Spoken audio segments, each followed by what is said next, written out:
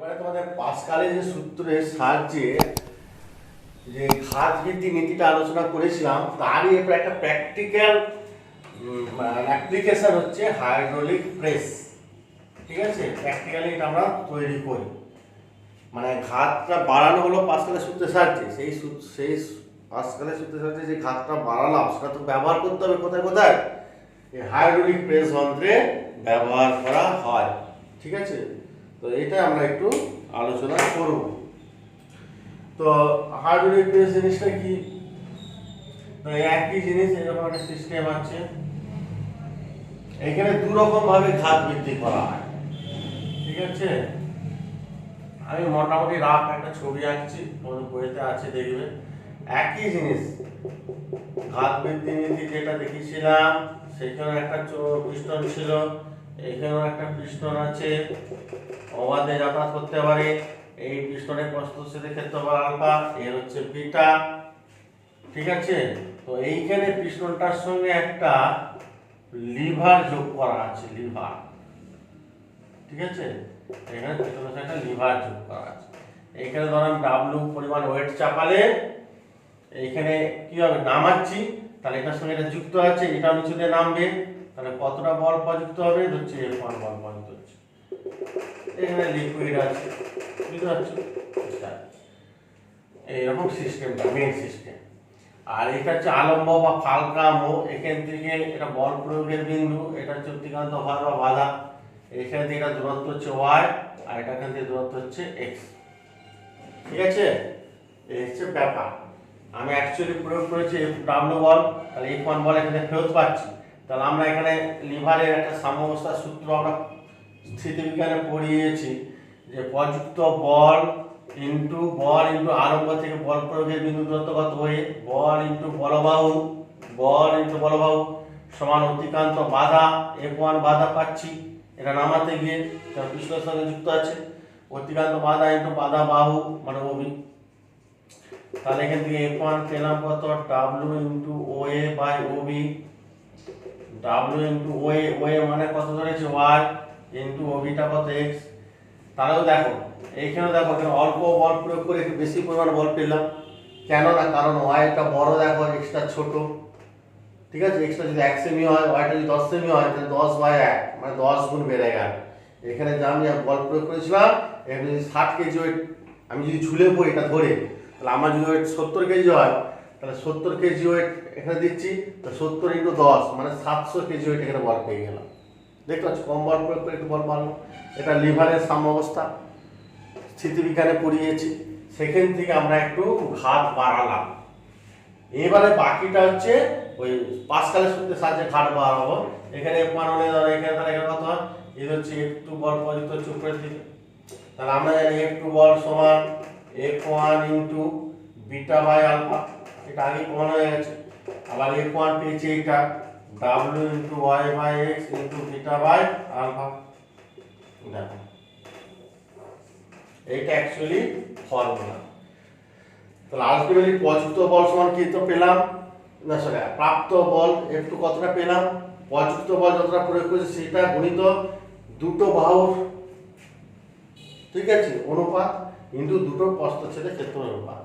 এবার ফর্মুলাটা মনে রাখবে কি করে না, যেহেতু একটুটা বেশি ডাবল তুলনায়, তাহলে দুটো বাহুর মধ্যে বড় বাহু বাই ছোট বাহু, এটা উপরটা সবসময় বড় হবে, নিচেটা ছোট। ধরো বলে দিল যে হাইড্রোলিক প্রেসের দুটো বাহুর দৈর্ঘ্য যথাক্রমে 12 সেমি আর 9 সেমি। ঠিক আছে, তাহলে উপরটা 12 লিখবো, নিচেরটা 9 লিখবো। এইভাবে বড় বাহু বাই ছোট বাহু গুণিত বড়টার প্রস্থচ্ছেদের ক্ষেত্রফল বড় পিস্টনের বাই ছোট পিস্টনের। উপরগুলো বড়গুলো হবে তবে তো একটুটা বেশি হবে, তাই না? উপরে বড়গুলো হবে দুটো বাহুর অনুপাত ইনটু দুটো প্রস্থচ্ছেদের ক্ষেত্রফল অনুপাত।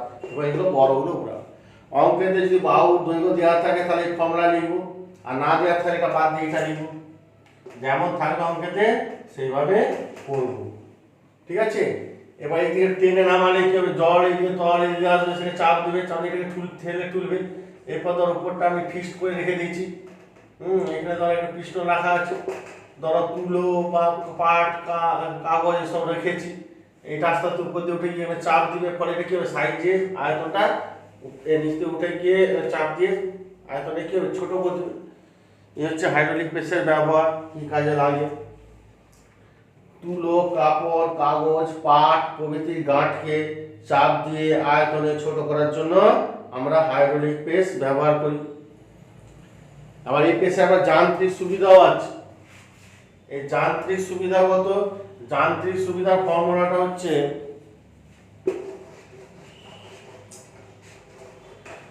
যান্ত্রিক সুবিধা, ঠিক আছে, মেকানিক্যাল অ্যাডভান্টেজ। যান্ত্রিক সুবিধা মানে অতিক্রান্ত বাধা, কতটা আমরা বাধা অতিক্রম করলাম,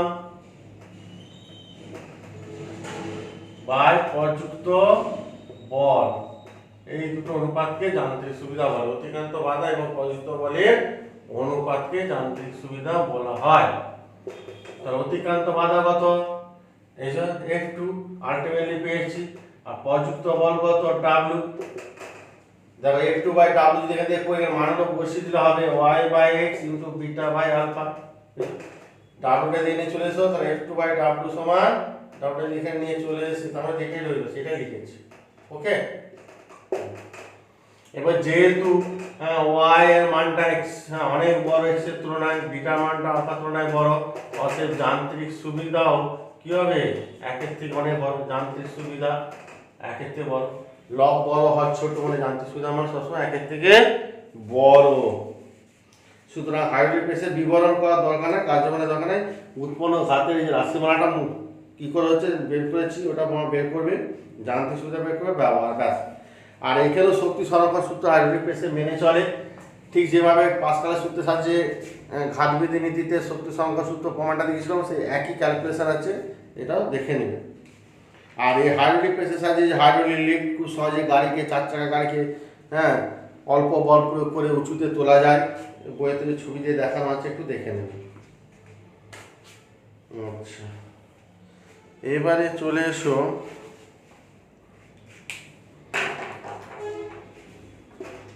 অসুবিধা নেই তো, দেখো ঠিক আছে কিনা।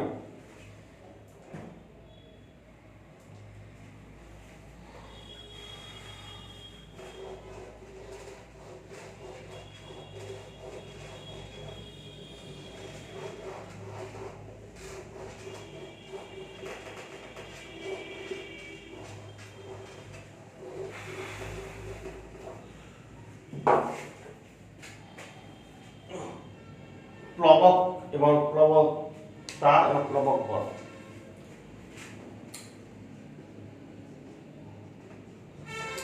BYU বায়োন্সিং ফোর্স, BUY বায়োন্সিং, ঠিক আছে,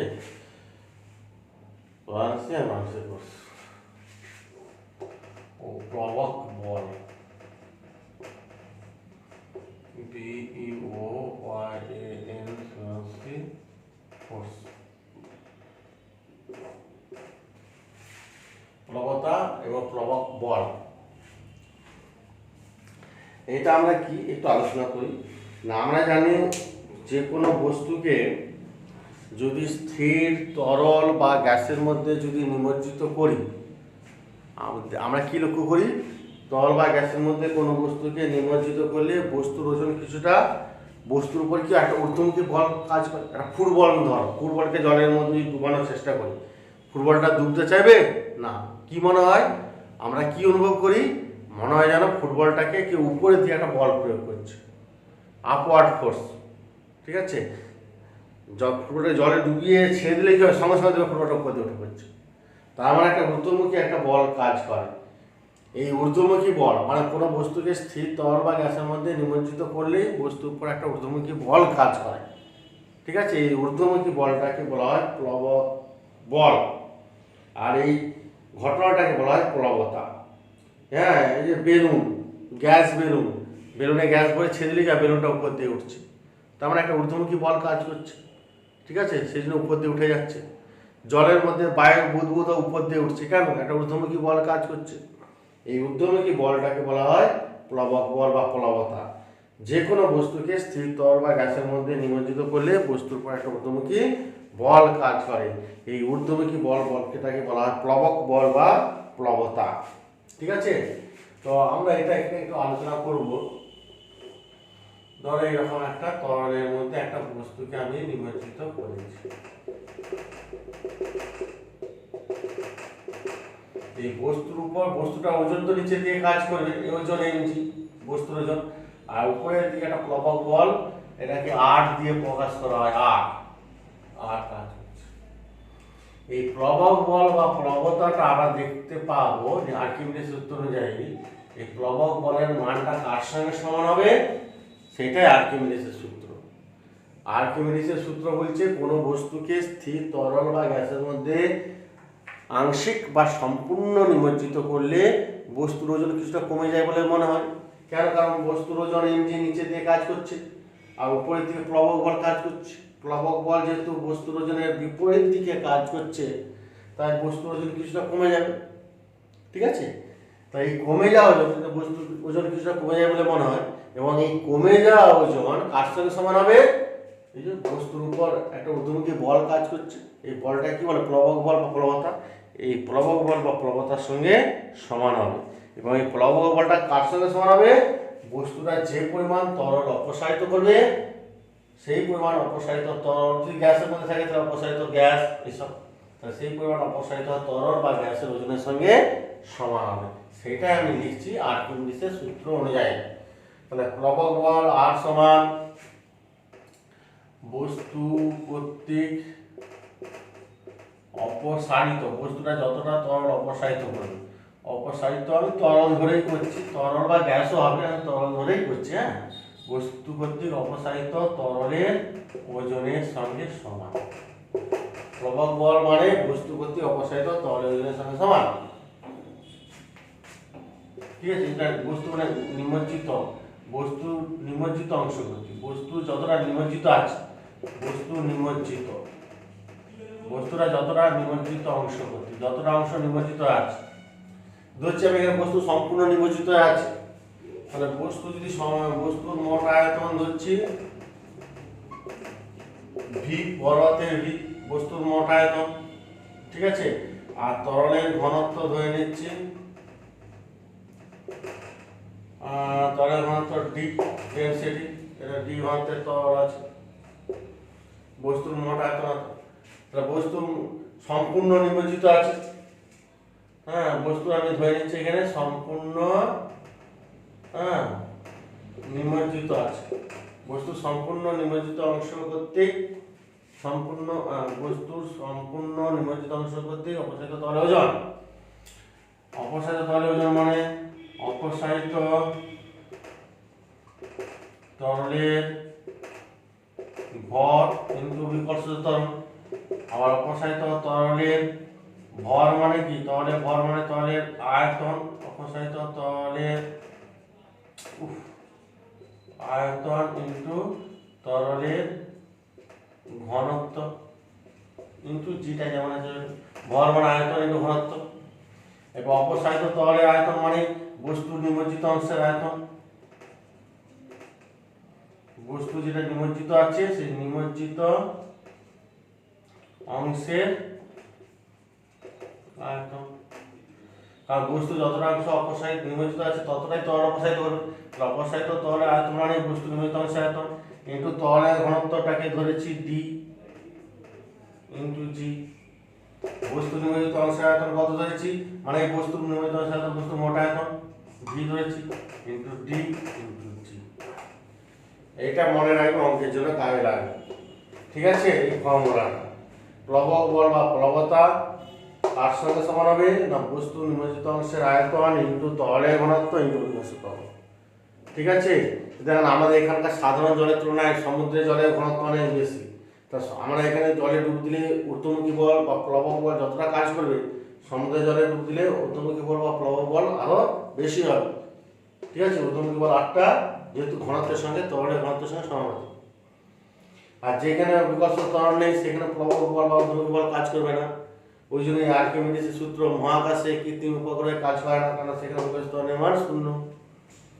ঠিক আছে, আর বস্তু নিমজ্জিত অংশের আয়তন যত বেশি হবে প্লবক বল তত বেশি হবে, ভি এর মান। তার তিনটে বিষয়ের উপর নির্ভর করছে প্লবক বল। ঠিক আছে, তাহলে আর্কিমিডিসের সূত্র কি জেনে গেলাম, প্রবাহ বল কি জানা গেলাম। এবারে আমরা আলোচনা করব এবং প্রবাহ বল কি কি বিষয়ের উপর নির্ভর করে সেটা পেয়ে গেলাম। প্রবাহ বলের বৈশিষ্ট্য ইত্যাদি। আর তরলের নিমজ্জিত অংশে নিমজ্জিত বস্তুর আপাত ওজন, বস্তুর প্রকৃত ওজন নিচের দিকে প্লবতা, এটা আপাত ওজন কত, প্রকৃত ওজন মাইনাস প্লবতা। আবার ভাসমান বস্তুর ক্ষেত্রে প্রকৃত ওজন প্লবতা দুটো সমান, তাহলে আপাত ওজন সমান mg মাইনাস r। এবার বস্তু যদি এখানে তলে যদি ভাসে তাহলে mg r সমান, তাহলে আপাত ওজন সমান 0। এটা দেওয়া আছে তলে নিমজ্জিত অবস্থায় বস্তুর আপাত ওজন কত, মানে প্রকৃত ওজন মাইনাস প্লবতা। আর ভাসমান অবস্থায় আপাত ওজন কত, 0। কেন, কারণ এই দুটো সমান, প্রকৃত ওজন আর প্লবতা সমান ইত্যাদি। ওকে।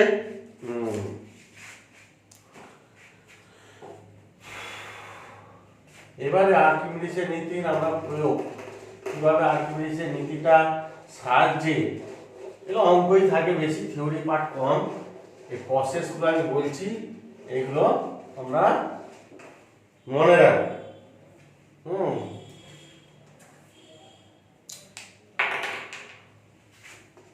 2 নম্বর আর্কিমিডিসের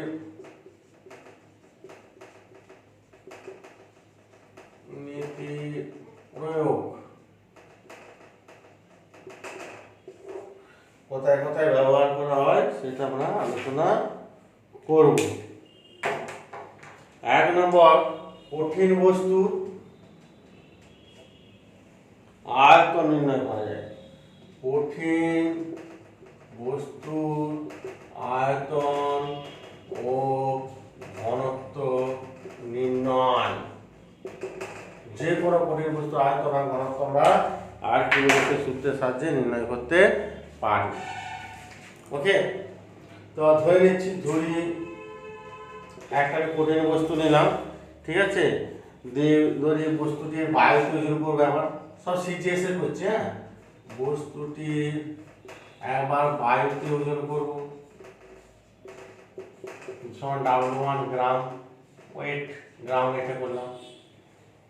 আচ্ছা, এবার তরলে নিমজ্জিত অবস্থায় ওজন করব, তরলে সম্পূর্ণ নিমজ্জিত হচ্ছে, হ্যাঁ, সম্পূর্ণ নিমজ্জিত,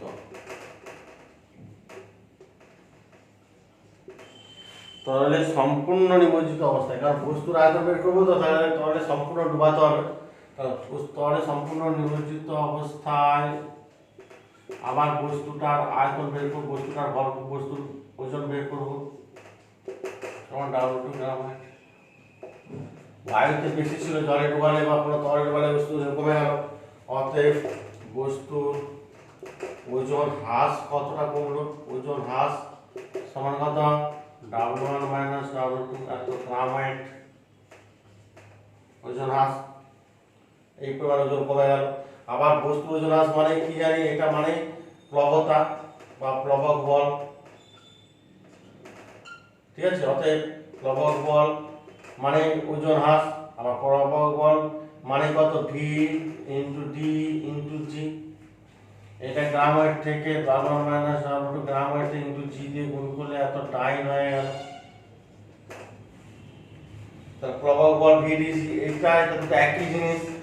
VDG সমান W1 minus W2 into G, তারপর G কেটে গেল, অতএব V সমান W1 minus W2 by D।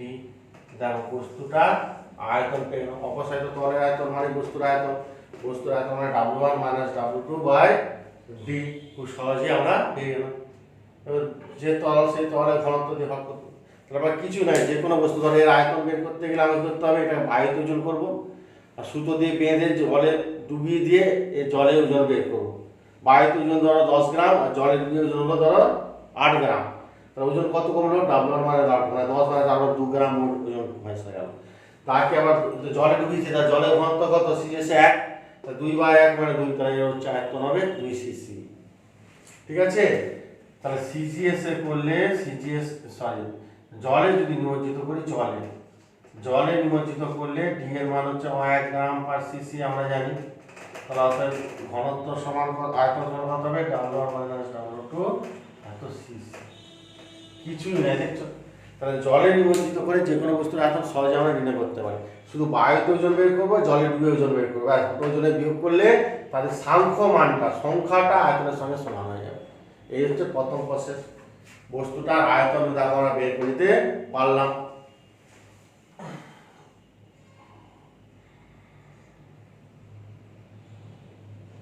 ওকে, এবারে বস্তুর ঘনত্ব বের করবো। বস্তুর ঘনত্ব সমান বের করবো।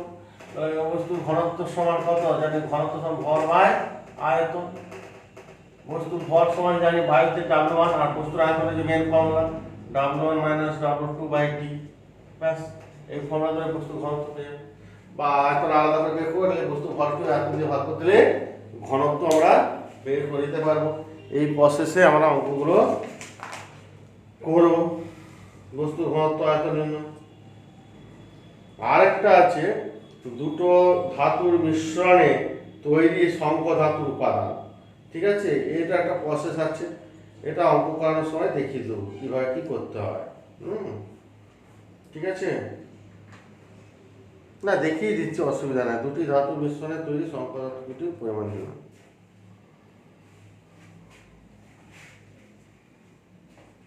এটা অসুবিধা নেই তো? ঠিক আছে, দেখো, আর এটা আমরা মনে রাখবো, এটাও মনে রাখবো।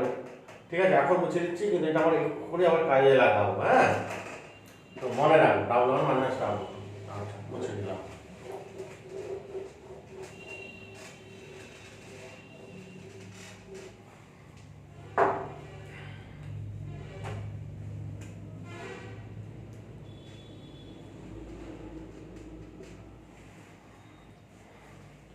দুটি ধাতু মিশ্রণে তৈরি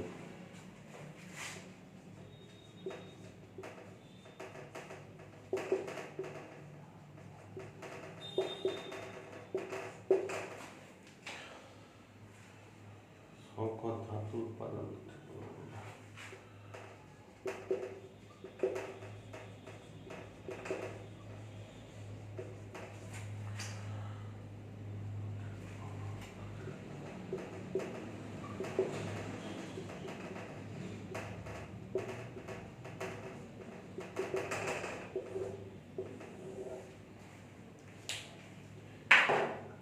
দুটি ধাতু মিশ্রণে তৈরি সংকর ধাতু উপাদান দুটির পরিমাণ নির্ণয় করা। ধরো আমরা একটা সংকর ধাতু পিতল, ধরো আমরা একটা পিতল নিচ্ছি। পিতল কি দিয়ে তৈরি হয়? তামা প্লাস দস্তা। তো এর মধ্যে কতটা তামা কতটা দস্তা আছে আমি জানতে চাচ্ছি। তার নাম হচ্ছে এ ধাতু আছে আর বি ধাতু, দুটো ধাতু দিয়ে তৈরি, এ প্লাস। এটা হচ্ছে তামা আর বিটা হচ্ছে দস্তা। তো এর মধ্যে পিতলটার মধ্যে কতটা তামা কতটা দস্তা আছে আমি বের করবো। তাহলে আমি কি করবো? তাহলে মোটামুটি এটা সংকর ধাতু, পিতলটাকে বলা হয় কি? সংকর ধাতু। তাহলে ধরে নেব, তাহলে ধরি আগে সংকর ধাতুটা কি করতে হবে? সংকর ধাতু বায়ুতে ওজন করবো। বায়ুতে ওজন করবো সমান W1 গ্রাম। এবার জলে ডুবে ওজন করবো W2 গ্রাম। অতএব সংকর ধাতুর আয়তন বের করব। সংকর ধাতুর আয়তন যেহেতু জলে হয়েছে তার সংখ্যা W2 এত সিসি। বা সংকর ধাতুর আয়তন মানে কি কি? এ ধাতু আছে, তাহলে এ ধাতু প্লাস বি ধাতু আয়তন। এই দুটো ধাতুর আয়তন মানে সংকর ধাতুর আয়তন। এই ধাতুর আয়তন মানে এই ধাতুর টোটাল হচ্ছে এই ধাতুটা হচ্ছে x পরিমাণ। তাহলে এই ধাতুর আয়তন মানে কি? এটা ভর x, আর এই ধাতু ঘনত্ব হচ্ছে ρ1, আর বি ধাতুর পরিমাণ হবে W1 - x। এই ধাতু যদি x থাকে তাহলে বি ধাতু হবে, টোটালটা তো ওজন ছিল W1 বায়ুতে, তাহলে এ যদি x হয় তাহলে বিটা কত হবে? টোটাল W1 থেকে x বাদ, সেটা লিখেছি। তাহলে বি ধাতুর আয়তন মানে বি ধাতুর ভর বাই বি ধাতুর ঘনত্ব, ঘনত্ব রো ধরছি। আয়তন মানে ভর বাই ঘনত্ব, ভর বাই ঘনত্ব, এটা ভর বাই ঘনত্ব। ρ1টা হচ্ছে এ ধাতুর ঘনত্ব, আর রোটা হচ্ছে বি ধাতুর ঘনত্ব। ওকে, সমান W1 - W2। ব্যাস, এই হচ্ছে ফর্মুলা। এই প্রসেসে আমাকে করতে হবে। বায়ুতে ওজন করবে, জলে ওজন করবে, এগুলো আমরা জানি। শুধু আমাদেরকে জানতে হবে ওই সংকর ধাতুটা কি কি ধাতু দিয়ে তৈরি। সেইগুলো জানলে সেই ধাতুর ঘনত্বগুলো আমরা জানতে পেরে যাব। তাহলে ওয়ান রো টু জানি, ডাব্লু ওয়ান ডাব্লু টু জানি, এখানে বসিয়ে দিলে এক্স এর মান পেয়ে যাবো। এক্স এর মান পেয়ে গেলে বি ধাতুটার পরিমাণ ডাব্লু ওয়ান মাইনাস এক্স পেয়ে যাবো। ঠিক আছে, তাহলে এইভাবে দুটো ধাতুর মিশ্রণের তৈরি যে সমপদার্থের মধ্যে যে উপাদানগুলো আছে আমরা এই প্রসেসে আমরা বের করতে পারি। ঠিক আছে, আর ভাসমান বস্তুর কোনো আপাত ওজন নেই, এটা তো বলেছি। আর ভাসন আর নিমজ্জনের শর্ত,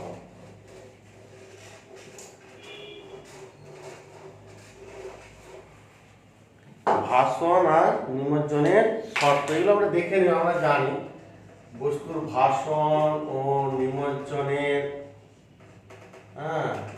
শর্ত, ভাসন আর নিমজ্জনের শর্ত। ধর একটা বস্তু জলে বা যে কোনো তলের মধ্যে ডুবে আছে, তার ওজন হচ্ছে ডাব্লু1, আর প্লবতা হচ্ছে ডাব্লু2। ডাব্লু1টা হচ্ছে এটা বস্তুর ওজন, আর ডাব্লুটা হচ্ছে প্লবতা বা প্লবক বল বা ঊর্ধ্বমুখী বল। ঠিক আছে, তাহলে এক নম্বর হচ্ছে ভাসনের শর্ত কি হবে?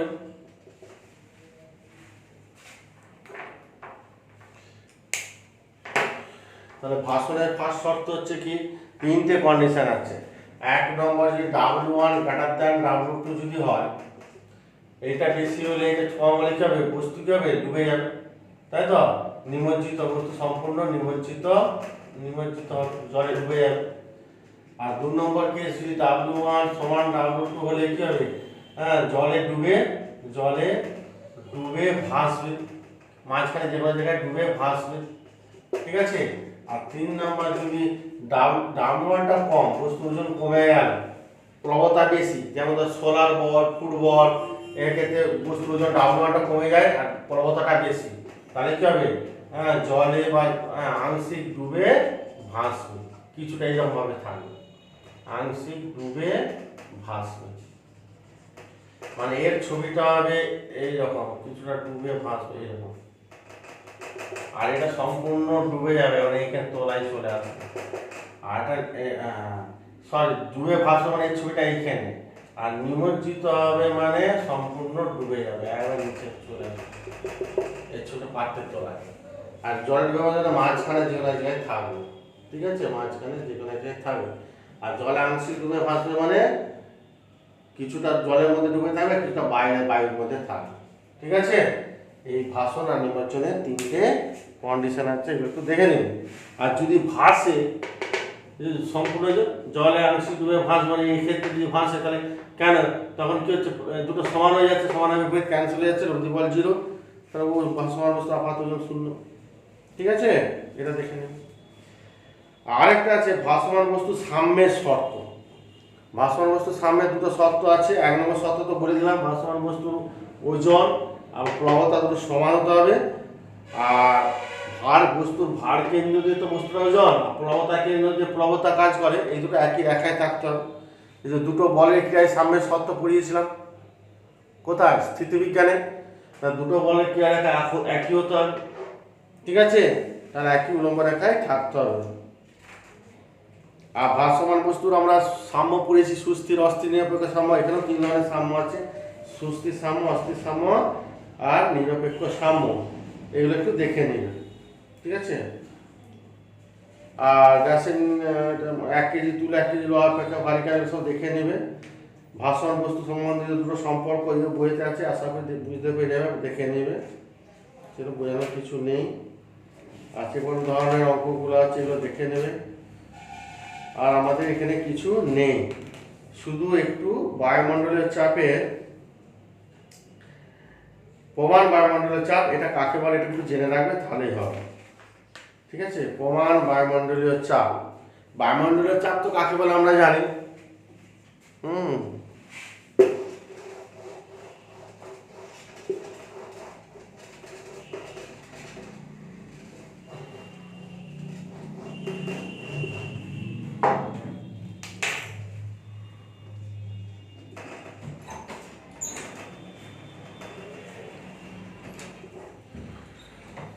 বায়ুমণ্ডলীয় চাপ, তো বায়ুমণ্ডলীয় চাপ বলতে আমরা যে চাপের সংজ্ঞাটা বলেছিলাম, যে চাপ সমান বল বাই ক্ষেত্রফল, অর্থাৎ কোন একটা তলের প্রতি একক ক্ষেত্রফল, এই ক্ষেত্রফলের উপর প্রযুক্ত বল হচ্ছে F। তাহলে এই ক্ষেত্রফলের উপর প্রযুক্ত বলের, তাহলে একক ক্ষেত্রফলের উপর প্রযুক্ত বল হচ্ছে বাই একে চাপ বলা হয়। নেই আর হয়ে গেছে। হ্যাঁ, এটা সিলেবাসে নাই, এইটুকু বললেই হয়ে যাবে। তো তো বায়ুমণ্ডলীয় চাপের সংজ্ঞাটা কি না, কোন স্থানের প্রতি একক ক্ষেত্রফলের মধ্য দিয়ে লম্বভাবে বায়ুমণ্ডলের যে ওজনটা পড়ে তাকে বায়ুমণ্ডলের চাপ বলা হয়। তার মানে বল বাই ক্ষেত্রফল, বল মানে কি বায়ুমণ্ডলের ওজন বাই একটা নির্দিষ্ট তলের উপর বায়ুমণ্ডলের যে ওজনটা পড়ছে তাকে বায়ুমণ্ডলীয় চাপ বলা হয়। তো আমরা জানি বায়ুমণ্ডলীয় চাপ কতগুলো বিষয়ের উপর নির্ভর করে। বিভিন্ন স্থানে বায়ুমণ্ডলের চাপ বিভিন্ন হয়। বায়ুমণ্ডলে উষ্ণতা কমা বাড়া করলেও চাপের মানে পরিবর্তন হয়, অক্ষাংশ দ্রাঘিমাংশ চেঞ্জ হলেও চাপের পরিবর্তন হয়। সেই জন্য আমরা একটা প্রমাণ বায়ুমণ্ডলীয় চাপ ঠিক করেছি, হ্যাঁ, যেটা বলা হয় প্রমাণ চাপ বলা হয়, প্রমাণ বায়ুমণ্ডলীয় চাপ আর প্রমাণ চাপ। তোমরা ক্লাস 10-এ পড়েছো যে এসটিপি কথাটা, স্ট্যান্ডার্ড টেম্পারেচার অ্যান্ড প্রেসার, মানে প্রমাণ উষ্ণতা আর প্রমাণ চাপ।